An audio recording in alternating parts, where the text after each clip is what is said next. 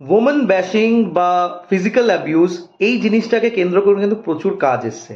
But what about verbal abuse? এটা নিয়ে কিন্তু সচরাচর সেইভাবে কোনো কথা শোনা যায় না।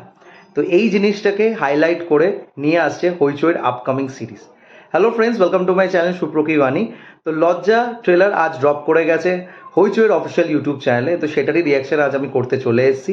এই সিরিজটার ডিরেক্টর হচ্ছে অদিতি রয়। এখানে কাস্টিংয়ে আছে প্রিয়াঙ্কা সরকার, অনুজয় ভট্টাচার্য, কনিনিকা ব্যানার্জি, খেয়ালি দস্তিদার, ইন্দ্রাশিস রে, শাওলি চট্টোপাধ্যায় সহ আরও অনেকে। তো কেমন লাগলো এই ট্রেলারটা, এই সব কিছু নিয়ে তোমার সাথে শেয়ার করবো। So why are we waiting for, let's start with the video.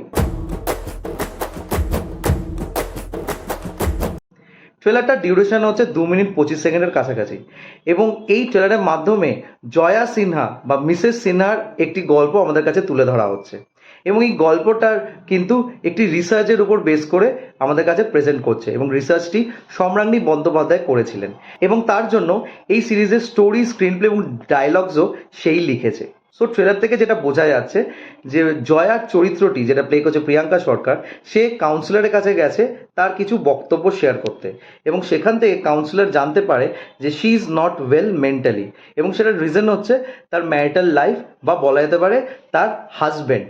এবং সেটার রিজন আরও বেশি স্ট্রেঞ্জ যে তার হাজব্যান্ডের কথা তাকে প্রচণ্ডভাবে ব্যস্ত করছে, বা তাকে প্রচণ্ডভাবে মেন্টালি ডিস্টার্ব করছে, বিকজ তার হাজব্যান্ড তাকে উঠতে বসতে অ্যাবিউজ করছে, এবং সেই অ্যাবিউজগুলো সে আর নিতে পারছে না।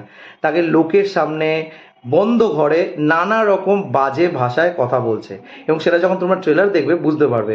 আই উইশ সেই ভাষাগুলো আমাদেরকে যদি শোনাতো ট্রেলারের মধ্যে তাহলে ভালো হতো। সেটাকে বিপ করে দিয়েছে, তো আরও বোঝা যেত কতটা নোংরা ভাষা সে ইউজ করছে, এবং এতটাই নোংরা ভাষা সে ইউজ করছে যে প্রিয়াঙ্কা সরকারের চরিত্রটি সেটাকে হজম করতে পারছে না। তো সে কি করে? সে কি সমাজের এগেনস্টে গিয়ে, তার হাজবেন্ডের এগেনস্টে গিয়ে তার জন্য দাঁড়ায়, নাকি সে চুপ করে যায়? এই বিষয়টা জানতে গেলে আমাদের এই সিরিজটা দেখতে হবে।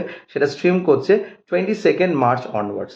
তো রিসেন্টলি ইন্টারন্যাশনাল ওমেন্স ডে গেছে, তো ইন্টারন্যাশনাল ওমেন্স ডেতে আই থিঙ্ক এই সিরিজটাকে স্ট্রিম করে দেওয়া উচিত ছিল, বিকজ এটার প্লটটা কিন্তু সেই রকম একটা টাইমকে কেন্দ্র করেই তুলে ধরছে, বা আমাদের এই ওমেনদের উপর যে ইনজাস্টিসগুলো হয় সেই ইনজাস্টিসকে সামহাও ফোরফ্রন্টে নিয়ে আসা হচ্ছে। তবে এই ভার্বাল অ্যাবিউজ নিয়ে আমার কিছু বক্তব্য আছে।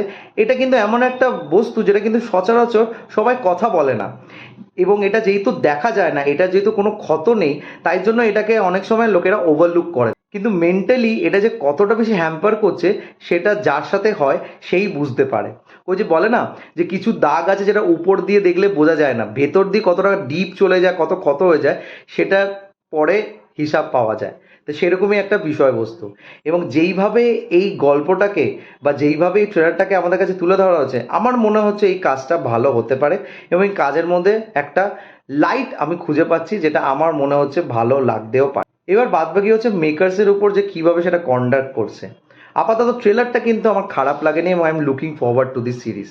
তো তোমাদের কি মনে হয়েছে প্লিজ কমেন্ট করে জানিও। Don't forget to like, share and subscribe my channel. আমার সাথে জুড়ে থাকার জন্য আমাকে ইনস্টাগ্রামে ফলো করতে হবে। ইনস্টাগ্রামের হ্যান্ডেল হলো সুপ্রো09bit2। আই রিপিট, সুপ্রো09bit2। Till then, stay tuned.